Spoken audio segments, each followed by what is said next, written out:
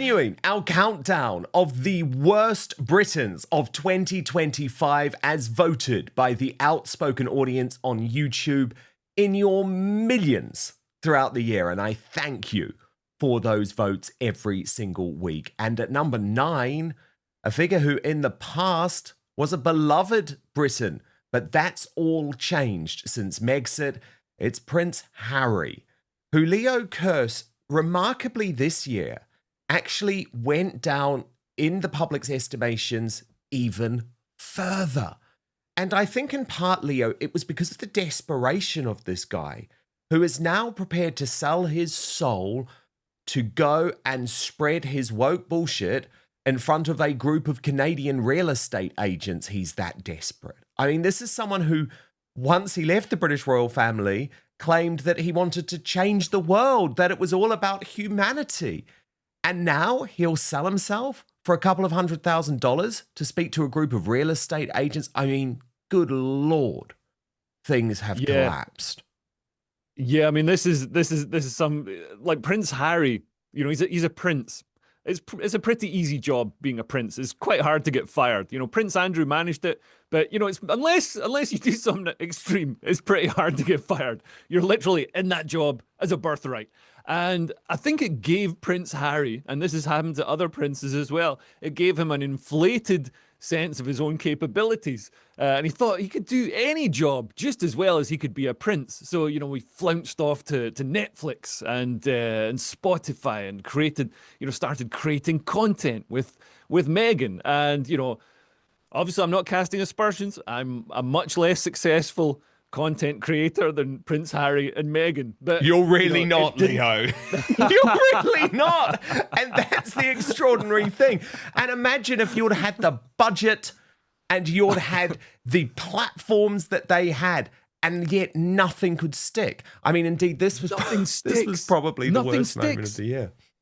Yeah, nothing sticks. So their Netflix deal has just dwindled. Their Spotify deal, you know, I think everything started off well because people tuned in to see, oh, what's the fuss about? What are they doing?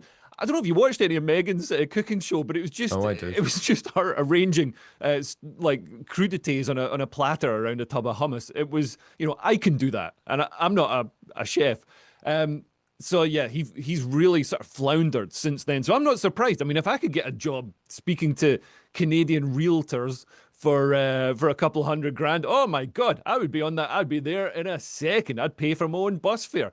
That'd be a great gig for me. But also his hypocrisy around things like climate change. He bangs on about how we need to reduce carbon emissions. But when he's saying that, he's usually speaking at a conference that he flew in a private jet to get to. Yes. So if you including want to reduce to your China this year, Leo, he went on a private jet to China to talk about climate change. You can even get a train. You can get a train to China. You can get a train to China. Or, you know what he could do? He could do what we're doing and do it over Zoom. Yeah. You know what I mean? We are saving the planet, Dan, and we deserve to have a seat on the UN board for climate reparations for that. I mean, Bernie, there was also a serious side, of course, to Prince Harry's horror this year, because he gave that interview to the British Bashing Corporation where not only did he suggest that his father was in the last throes of his cancer battle, but he also publicly criticised his government over this Home Office court decision not to provide him with security, armed security, funded by us.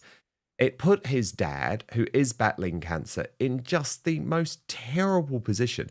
Finally, Charles did agree to a face-to-face meeting in September. And then within days, Harry had leaked all of the details about what happened in the meeting. And it's like, good Lord, do you never learn, man? I think Harry is very bright, basically. I think he is intellectually challenged. Do you like my crown?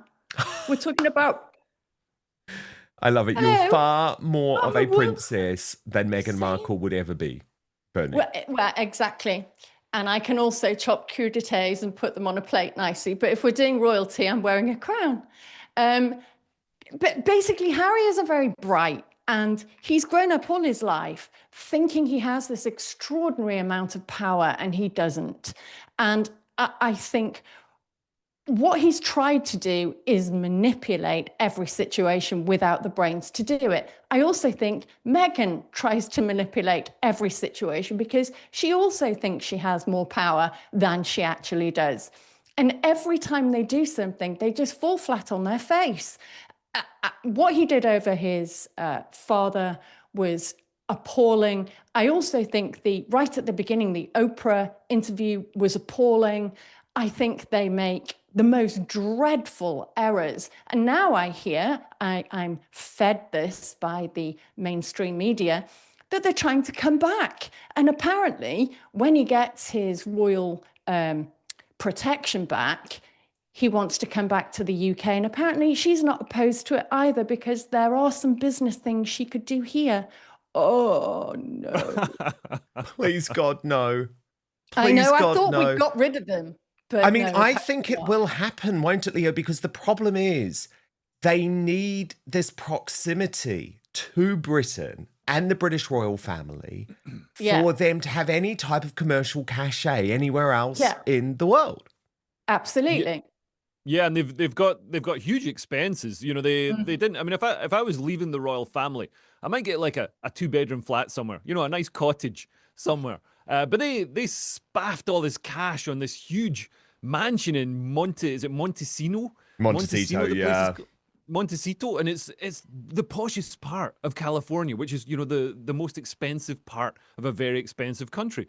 So they're obviously anticipating that the good times are just going to keep rolling. They're going to get a new Spotify deal, a new Netflix deal every year. But, you know, when the one story you've got to tell is about, you know, spilling the beans on the royal family. How many times can you spill those beans? You know, eventually the can's going to be empty. And I think the can's empty now. So now they're going to come groveling back to try and, you know, maybe they can move into whatever spare room Andrew was in now that he's been booted out. So, I mean... Don't even suggest it. To be honest, do not even suggest it. I couldn't deal with them being in this country. But no, you're right. It is a case of diminishing returns. Let's continue our countdown at number 8. This is interesting. Not many right-wingers on the list, but Zia Youssef, the chairman of Reform UK, formally makes that position. And Bernie, a lot of this was because of what he did to Rupert Lowe earlier in the year, which I do just to this day, I find totally reprehensible. I think it disqualifies him from being a senior figure in British politics. Despite claiming to be anti-woke, despite claiming to be free speech orientated, he reported Rupert Lowe to the police for so-called hurty words during an argument, took them out of context, Bernie, and the police in the end took this no further. But as Rupert Lowe says, he wanted to get me locked up for words in an argument. And Youssef was under a huge amount of pressure. Lots of people wanted him to go from the party. So he did quit in a massive huff where he said, oh, this just isn't worth my time. You know, a big hissy fit. He threw a hissy fit. And then within 48 hours, he was back in a more powerful position. And I don't trust this guy, Bernie. I really don't. The problem that Reform has got is that Zia Youssef is incredibly experienced in business and clearly quite talented. You know, you hear him on the television, he's very eloquent, he knows his details, he knows his facts, he comes across very well. But it is clear that it's his way or it's no way. And what happened to Rupert was just unprofessional. It was deeply, it just was not the right thing to do. And he didn't come out smelling very nicely afterwards. I mean, Leah, have you got to know him? Because Zia Youssef seems to basically live in the GB News studios. Did you ever meet the guy? The segment opens with a familiar refrain: "We're being fed by the mainstream media." This immediately frames the discussion as elite narrative management, not organic reporting. The claim that Prince Harry wants to come back to the UK, but only after regaining taxpayer-funded security, is presented as conditional patriotism. The implication is clear: not reconciliation, not remorse. Benefits first, Britain second. The countdown format is weaponized here. Prince Harry landing at number 9 isn't just criticism, it's symbolic exile. The phrase beloved Britain before Megxit reinforces the idea that his public collapse is self-inflicted, not accidental. The framing suggests the audience has already delivered its verdict. This is where the rhetoric turns brutal. Harry speaking to Canadian real estate agents for 6 figures is portrayed as the ultimate contradiction. From changing the world to corporate motivational speaker. The accusation isn't poverty, it's moral downgrade. The language selling his soul implies loss of principle, loss of credibility, loss of dignity. Here, the panel makes a central psychological argument. Being born royal created an inflated sense of competence. The suggestion is that Harry mistook status for skill, platform for talent. And when he stepped into the real world, Netflix, Spotify, content creation, the illusion collapsed. The analysis becomes devastating here. Despite massive budgets, global platforms, built-in curiosity, nothing stuck. The Meghan cooking show is mocked not for cruelty, but for banality, a deadly sin in entertainment. This is the quiet indictment. Fame brought attention. Talent failed to keep it. The discussion pivots to climate hypocrisy. Harry's environmental preaching vs.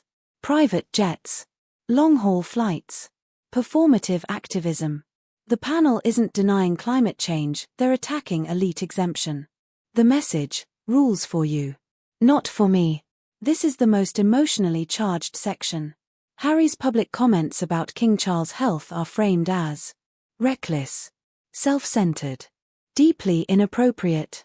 The critique isn't political, it's human. Leaking details of a private meeting with a father battling cancer is presented as proof that nothing is sacred. The abrupt shift to self-promotion highlights a broader theme: everyone is hustling. It subtly mirrors the earlier criticism of Harry, reinforcing the idea that the media ecosystem itself is transactional. This section becomes psychological again. Both Harry and Meghan are framed as believing they wield power they no longer possess. The accusation: they try to manipulate outcomes without the strategic intelligence to sustain it. Every move backfires. Every intervention worsens perception. The reaction to a possible UK return is visceral. The commentary suggests Britain has moved on and that the Sussexes need Britain more than Britain needs them. Their commercial value, it's argued, still depends on proximity to. I've only met him briefly at a party, and I've got a lot of respect for his business experience. I know some people cast aspersions on it. You know, I think he's got the sort of business mind that will actually be very useful in government in stripping out so much of the waste and the profligacy in the public sector and running things more efficiently. Because I mean, that's what we could really do to, you know, then we won't need to put up taxes. And then, you know, we won't need to, we can actually chip away at our public debt. But yeah, the way Rupert was treated, I mean, the trouble with the right is the right, because the left is a bunch of collectivists, it tends to stick together in a blob much more harmoniously. Whereas on the right, we're all individualists. So that means there's more conflict. You know, everybody wants to do it their way, and they tend to be more competent people, so they think they can do it their way. And we see, you know, movements on the right fracturing and falling apart, as we've seen with, you know, Ben Habib splitting with Reform and with Rupert Lowe splitting with Reform. But the way Rupert Lowe was treated when that fracture happened really concerns me for how Reform might govern. I've got the feeling, and I'm a big big supporter of Reform. I think, you know, they've done amazingly. I think, you know, Nigel Farage is, you know, he's spent decades getting to this point, and he's finally gonna take power. But when they get into power, I've got a feeling they might come after people that are further to the right of them and punish them even more harshly than the current establishment is punishing them, because they'll want to signal to voters that they're not as extreme as these people on the right. And they'll also want to remove any threat from the right as well. So that concerns me. I think we could be seeing actually a more intolerant environment for people on the right if and when Reform take power. At number 7, we're back to the left, and it is Jess Phillips, who really fluffed in so many ways the Pakistani Muslim rape gang inquiry this year, Bernie. Yeah, well, absolutely awful. And you alluded to it before, is that in a number of Labour seats, they have very high percentage of foreign constituents and very many Pakistani Muslim constituents. And Jess Phillips, I think, has a tiny, tiny majority and is going to lose her seat. So what she's tried to do, instead of going out in a flame of glory and standing up for what she believes and standing up for British girls, she's bowed down to them to try and keep her job. That's exactly what it looks like to me. And in doing so, she's ruined all those years of hard work that she has actually looked after women and girls. Her big tantrum in Parliament was just embarrassing to see. She made an utter fool of herself. And she's just going to lose her seat, and she'll go down in history. Instead of being the woman that stood up for women and girls, she'll go down as the one that, when the chips were down, she walks away. Yeah, I mean, Leo, it's just terrible, isn't it? And again, she's someone who, we know what her priorities. She was nearly beaten by an Islamist candidate, you know. Yeah, and to see a woman like that walk away from chips. But yeah, when she was actually voted in, when she accepted the vote in the hall where all the candidates were there, it was very interesting. She was booed and heckled by the Muslims, by the Islamists in the hall, and afterwards, because over her campaign, she and her staffers were subject to so much intimidation and harassment from the Muslims in the area. Not all the Muslims, but there was a significant portion who were directing all this harassment towards her, and some of it was getting physical. It was it was intimidation. We see it in the Middle East. This is how they scare people into not wanting to be political figures. And then when she accepted the result of the vote, she just scraped in, and she accepted the result of the vote. She was heckled by the Muslims in the hall. And then afterwards, she was interviewed, and she was asked, what do you think about the harassment, from the people, supporters of your Muslim opposition candidate? And she said, well, I don't think it's relevant at all that they're Muslim. It's relevant that they're men. And the way she just deliberately, skirts around that issue, just deliberately hides that issue. It was almost like a microcosm of how the Labour Party and the left-wing establishment ignored issues with that community before, with the grooming gangs, which was essentially a rape for votes scandal, because that community was voting for Labour. Labour didn't want to go in and upset the apple cart by investigating or dealing with the issue. And now what's interesting, because that community has stopped voting Labour, I think Labour have more of an incentive to investigate that issue. So I think we're gonna see this Labour government actually getting a bit tougher on that issue. And number 6, another senior member of the Labour government, Ed Miliband, who Starmer just can't sack, Leo. Like, he tried to get rid of this extreme environment secretary this year, but he just can't get rid of him. There's nothing he can do. Yeah, so apparently Starmer said to Ed Miliband, sent him I'm firing you from the front bench, firing you from the cabinet. And Ed Miliband just replied, being like, no, you're not going to do that. Man, I didn't know that was an option. All the times I've been fired, I didn't know you could just turn around and be like, no, actually, I'm not going to go. But that just shows, the sort of weakness that Starmer's got, but also the power that the Blob have got. Ed Miliband is the absolute figurehead of the Blob. He's pushing forward all these ridiculous ideological projects. He's in charge of net zero. So he's making sure that, British energy costs as much as possible. And we're not competitive on the global stage because our manufacturers can't afford to manufacture anything. And what's insane is that green energy could actually be delivering a new industrial revolution in Britain. If you look at China, how they've managed to harness, the free market to create amazing world-leading tech in solar panels and robotics and stuff like that. And they're exporting it around the world. And it's producing essentially, very, very cheap, almost free energy. Once you've got these solar panels installed, it's just free energy.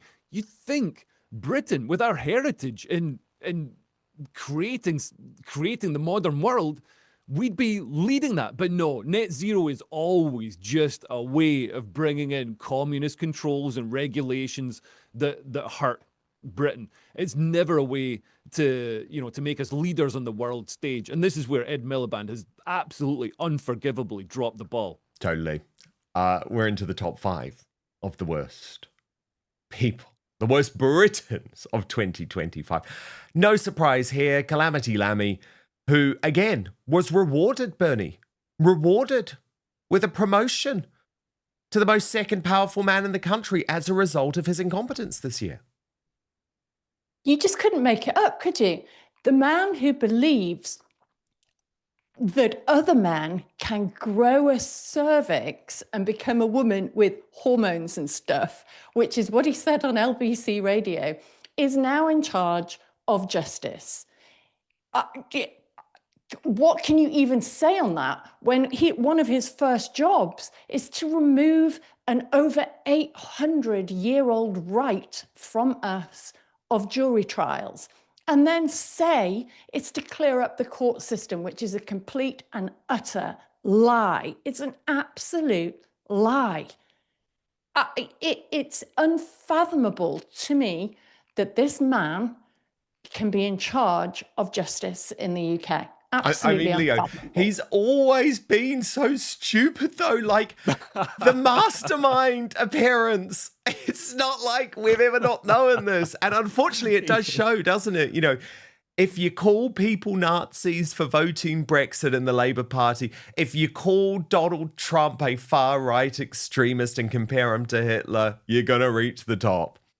Yeah, and to be honest, putting David Lammy on Mastermind, I mean, that's almost satirical. That's cruel. That's setting him up to fail. That's like setting me up as a ballerina or something. That's an absolute nonsense. Yeah, Bernie's right about the jury trials. This is a terrifying moment for British justice. Yeah, the one dangerous. thing that's between a lot of people and jail is the fact that you're going to be judged by a jury of your peers instead of some activist left-wing judge who's angling for a seat in the House of Lords with their Labour cronies.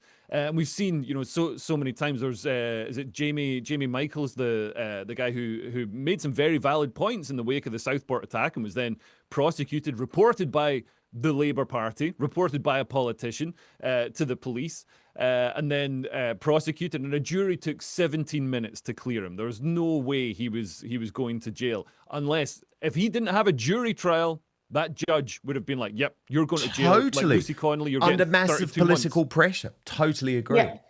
Yeah. And the other thing about David Lammy is, we're told, he's just as British as anyone. But what's his number one concern? Getting reparations for the Caribbean. Yeah. It's like, people say he's a terrible politician. I think he's one of the best politicians Jamaica's ever had.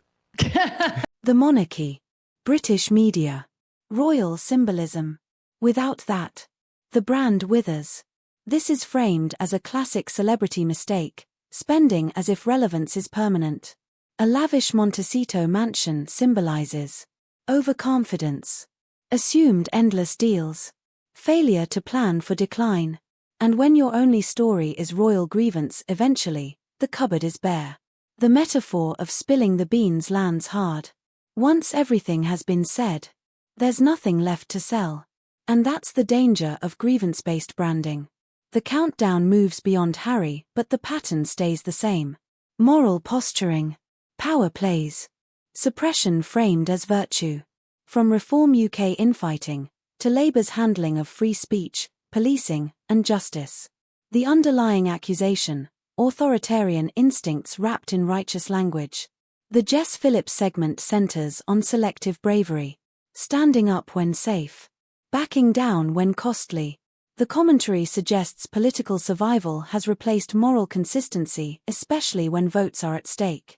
Ed Miliband is framed as a symbol of unaccountable power, ideology over outcomes, policy insulated from consequences. The critique isn't anti-environment, it's anti-economic self-harm without innovation. The David Lammy segment is framed as existential. Removing jury trials isn't presented as reform, but as centralization of power. The fear articulated, justice decided by ideology, not peers. This is where the tone turns genuinely alarmist. The show ends by reinforcing its identity. Independent. Anti-establishment. Confrontational. It's not asking to be liked. It's asking to be noticed. This transcript isn't just about Prince Harry. It's about elite hypocrisy, collapsing credibility, and public exhaustion. Harry becomes the symbol, not the sole target. A man born into privilege who mistook status for substance, in a system increasingly allergic to accountability. Now we want your view. Is Prince Harry genuinely trying to return, or just chasing relevance? Has celebrity activism lost all credibility? Are we witnessing the collapse of elite moral authority? Like, if you think the public mood has shifted, comment with your verdict, keep it civil, keep it honest, subscribe for unfiltered commentary mainstream outlets won't touch. Because when narratives crack, the audience finally gets a voice.